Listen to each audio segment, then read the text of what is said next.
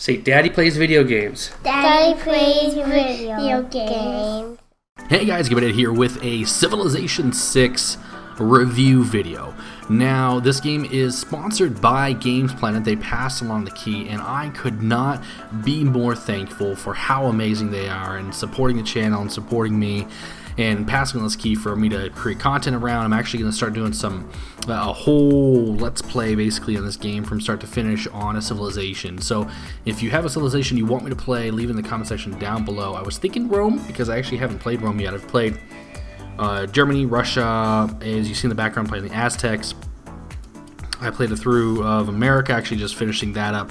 So I've played a few civilizations all the way through. I've put in about 25-30 hours, I think, at least so far into this game.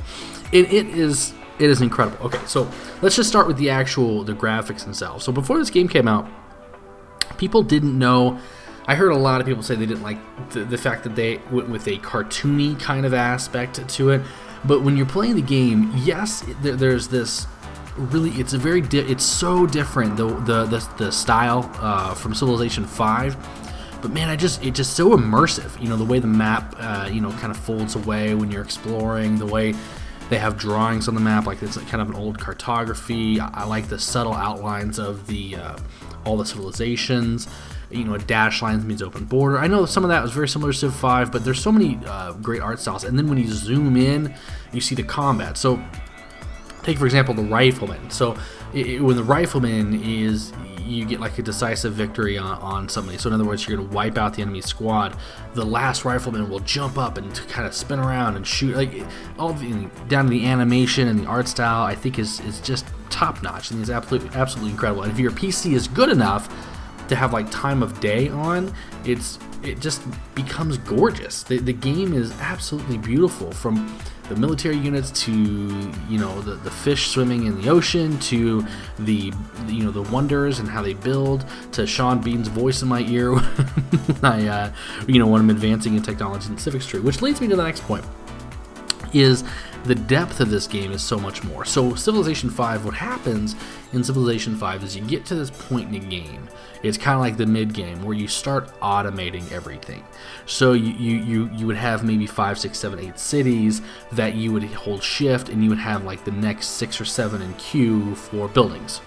So you're really not thinking out your strategy on your cities, you're just trying to min-max, you're trying to max out your stats on your cities. Furthermore, your builders and your workers, you're no longer strategically using them based upon how long it takes for them to build something. You're just putting them in autopilot and telling them to kind of just go improve what needs to be done. Whereas in this game, you have builders with charges. And the standard is 3 charge. If you start as China, who I've played through as China as well, you get an additional charge. And then if you unlock civics like feudalism, you get an additional 2 charges. And if you have the pyramids, you get an additional 1 charge. And so what I mean to say by this is the fact that these workers, you have to be very strategic when you're laying out your city, for reasons I'll talk about in just a minute. But also you got to be strategic how you use these. So if you have a blossoming city, do you want that city to be focused on productions first or food first? Or you have a city that's around mountains, or a city that's around the ocean, or you just really have to be you have to be proactive and not kind of reactive. You have to really be purposeful in what you do with the game, and that also goes along when I was talking about the cities. So you've heard probably from Total Biscuit or from lots of other people that you have to plan out your cities, and man, Fraxis really got it right with this. I feel like the gameplay itself is so immersive, from the fact that they name your spies, to the fact that all the leaders have agendas, to the fact that you have to really plan out your cities and everything. You have to, are you next to a mountain, and so you build a university next to the hill, and maybe you're next to a few of them.